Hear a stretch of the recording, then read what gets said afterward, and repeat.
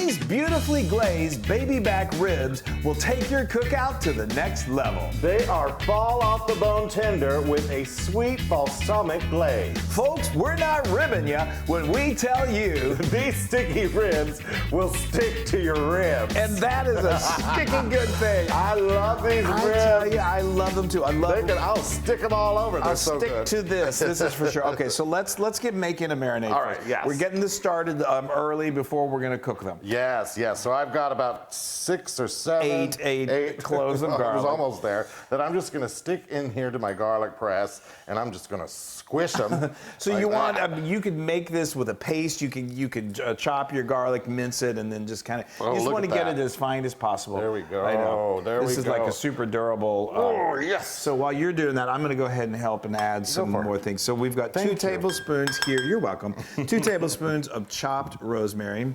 and then. Wow, that pulverized them. I know. And then we've got 2 tablespoons of dark brown sugar. And then we've got a recurring flavor enhancer here, which is the balsamic. We're going with a good quality. 2 tablespoons of balsamic vinegar. It's so good. Yeah, and then I'm going to add a teaspoon of black pepper. Okay. Now you continue I'm getting the doing that. last of my garlic. Now in here. I've got a rack of baby back ribs. This is like a 3 and like 7 pound rack. This will easily feed 2 people, unless you got someone that is just like a big eater, which,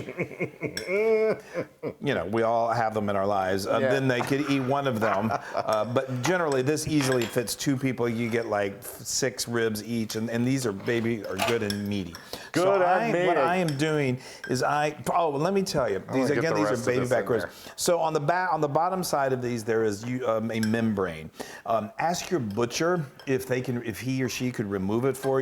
They're a little tricky to do on your own. You have to get like a paper towel and pry it up and then just start working it off. I've done it plenty of times, but nowadays, butchers, even like the butchers at the supermarket, are more than happy to do that. All right, Chris. So now I am going to. You need to salt it up Yeah, first? I do, but I'm going to. What about your hands? Well, I didn't want to put my dirty fingers into the Oh, salt. gotcha, So now yeah. I'm going to just do this. This is a kosher salt, and we're just going to liberally apply this. You don't want to under-season your ribs for sure. Okay, how's that coming? Is that I'm okay? good, Now I'm this, good. like I said, this recipe makes enough for 2. I'm going to flip it with this. 2 racks of ribs. So we're going to use about half of this. So you're just going for it with your hands. Go for it. And then you're gonna flip I'll it over take with care of with the tongs. Yeah. We're improvising here, folks. I love it. I know. So these ribs. You've got to feel the meat. Yeah, you do. You got to work it in. Work it in. And if you're not going to touch anything else when you're done, who cares? yeah, you just need. And to it's just us. Well, still, we need to be careful. So anyway, okay. Oh my gosh, I can already. The smell is already just mind blowing. Tell me when I got to flip it. So now I'm gonna just flip these over. Oh, I don't have to flip it. No, I know. I don't really know what I'm doing here at this point, actually. You know what you're doing. I know. You're just concentrating. You know, what I'm going to do is I'm going to let you now. Now I've overdone it a little bit with this because I've used almost all of this, but it's so good that you won't regret it. Okay, so now these really it's best. Did I say that I coated that first with some olive oil just to let it adhere? I'm going to hit it with just a little more salt because, like I said, you want these to have a nice salt content to them. Oh, I went and got this for no reason. You don't need to. Yeah, we don't need 4. So this is we're going to let this air brine in the refrigerator. It's best if you can do this overnight. We're starting. We're going to do these. We've got some people coming over later, so we're going to get this going in the morning time and then roast them late afternoon, and it's going to be perfect. Oh, I can't wait. Let's put this in the fridge. You go wash your hands. And I'm going to go wash my hands, and then we'll see you back at the oven forever. Okay, it's been a lovely day. It's now afternoon, and we've been letting this go. We chilled it for about 8-ish hours. 7-ish, 8. 7 to 8. Yeah. No, it was closer to 8. Okay. Anyway, we've made this so many times, and we've had friends who wanted the recipe, and so I've written it out for them. And I've had a few people say, I didn't have time to marinate it very long. It only did it for about an hour, and it was still delicious. Yeah. So, but if you can let it do its thing. So that was a half a cup of water that I just put in the roasting pan. You want to do the honors? Sure. And that is now we've got our oven preheated to 400 degrees, nice and hot. Make sure you cover it tightly with foil. Yeah. And we're just gonna let the oven do its work and make these babies, that's gonna steam in there, it's gonna get so tender. And then we make the glaze. The glaze. Yay! The smell. It Oh is my goodness. Heavenly. Okay. I got dogs down here. Watch We out, got Flo. everyone excited about this coming out of the oven. So that's been going for 2 hours. The smell is off the charts.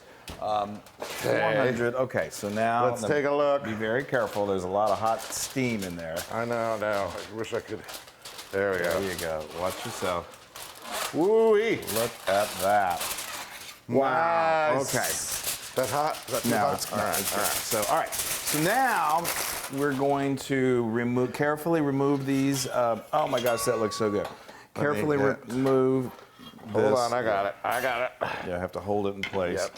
And kind of You get that side, I'll get this side. this hole here, and it's gonna want to stick a little, but that's good. That sticking is gonna leave behind some deliciousness. Okay. Okay, here we go. Hold on. I'm going to use my super hands a little tender. bit. There we go. Okay. There we go. All right. It may come apart a little bit. That's okay. That means it is, like we said, fall off the bone tender. So you now we've got a cup of hot water. I just heated this in the microwave. There is some good flavor in those bits there. It may look like it's a little burnt, and you may have a few burnt spots, but that's okay. All right, give me that glove. Okay. So I'm going to get to work on this. Thank you. So what that is going to do, what Wesley is doing right now is just deglazing, and he's going to get up some of those flavorful bits. You don't have to get every bit of it. Just some of those delicious. Some of the deliciousness. So now we are going to make the glaze. This. Sorry for all the racket. It's okay. It's okay. So now we've got a cup of good quality balsamic vinegar. This is a half a cup of dark brown sugar. That's really all it takes. And I think we're good with that. Yeah. Yeah. Hold on, let me get both these so I can. Just one more little tug. So now that's obviously these ribs are going to render a little grease. We want to, if you can, separate that. We've got our trusty little fat separator right here. You can also okay, fat kind of separator. rises to the top, so I can't see. I got it. Okay, you got it. You good? Yep. Here we go. Look at that. Look at that flavor. Oh my goodness gracious. That is lovely. Now, I am dying. I know. Wow. Okay. Okay. There you go. We didn't get a whole lot of bits, but that's okay. Now you see That's how all it right. separates I'm gonna go that back here. fat? Watch out, Flo. But the flavor from those bits got into that water. Look at that water. That's incredible. So now we're just gonna. What you do is you just pour this, and the fat stays on top. I need one of these for myself. Yes. We need human fat separators. Fat separators. Okay. I think those are called trainers or or treadmills. Yeah. So now what we're going to do is I'm going to crank this heat up. Okay. And so now this. If you've ever tried to make a glaze before from balsamic vinegar, there's a little bit of a skill to it. You just have to know when to stop. You have the temptation to keep going because you want it to get really gloopy almost. Right. And if you go too far, two things will happen. It becomes too gloopy. Yeah. Then when it cools down, it gets almost like solid. Yeah. And it has a little bit of a burnt acrid taste to it. yeah. So we're going to let this go. I'm going to let this go for, once I bring it to a boil, I'm going to turn down the heat to just a simmer, and it usually takes about 13 to 15 minutes, but we're going to keep an eye on it, and we should be good. Okay, here we are at a good strong boil. Now I'm going to turn my heat down to medium. You just want it to simmer, yeah? Just a light simmer. It doesn't need to be a hard boil like this. I'm going to just bring it down. Bring it down. Bring it on down. And then you want to stay with it so you can just continue to feel for that right consistency. When it just starts to get really silky. And the main thing is that once it cools down, it will really continue to thicken then. Yes. And you don't want it to be a paste. You just want it to be a glaze. It's kind of like an agrodolce. It is very similar to an agrodolce Listen to sauce. me. I know. That's an Italian sauce that has a little sweet and a little the vinegar.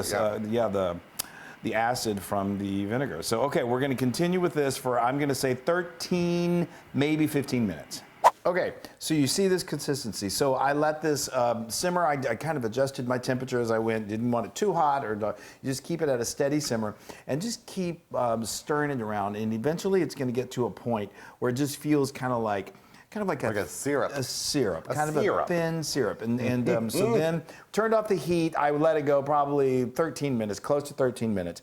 And some people may say, that's not long enough. If I was going to do a glaze for like, I don't know, a caprese salad or something, I would probably let it go a little bit longer. But this is going to thicken up, and it already is. And it's then going to get nice and sticky on those ribs. It is, and we transferred it to this heat-proof bowl, and so now, look at that. Isn't that beautiful? So we're going to do. So you're going to do that here, and then we're going to do it again out on the grill. Yes, we've got our grill cranked up to nice medium hot heat. We're going to do it directly on this. Doesn't this look great? Yes. Now these have.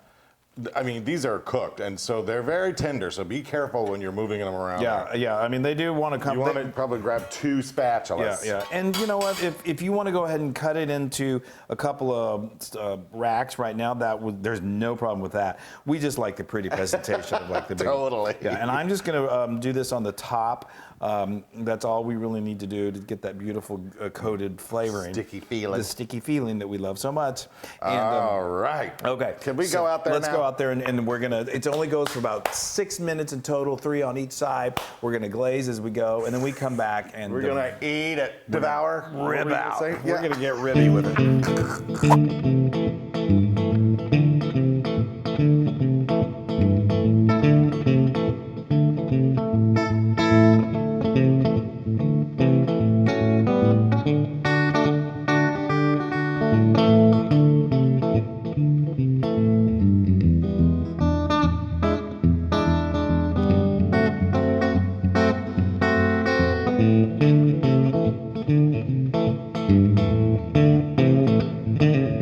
Look at this masterpiece, you guys. So, I mean, this meat is so tender, fall off the bone. It literally may want to fall off the bone, as you saw when we were grilling. Be careful. So be careful, and just use a couple of spatulas. Let's get someone to help you. And you could also cut this into smaller racks before you put it on the grill. But this is a nice size. You could cut this into. I'm going to add a little more of this delicious glaze because there's so much flavor here. You could cut this into, depending on what else you're serving, but you could cut this into thirds or even fourths, and serve. Yeah. Come on. Okay, I know. Let's get serious about this. All right, now I'm going to cut this. It should cut very easily, and then give you a giant rack of ribs. Y'all, it is. Oh. That is huge, Chris. Well, that's why I was saying that you could cut this into thirds, but I mean, I'm feeding the loon, so.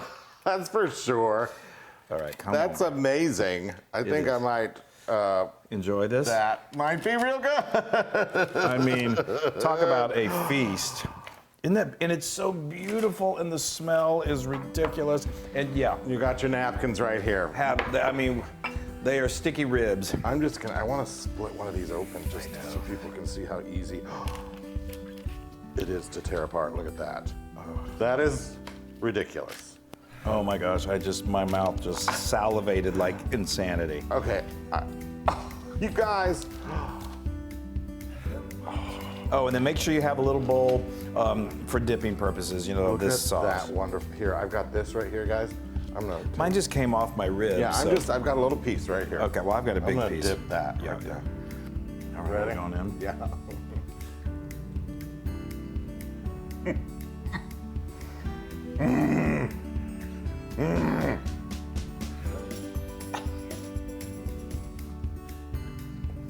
We're in rib heaven.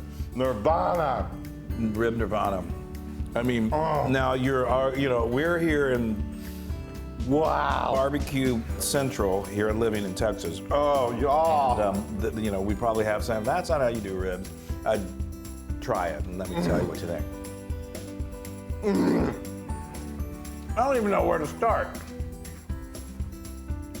But try. And if it's raining out, you can keep it in the oven. Well, you can. What are you doing?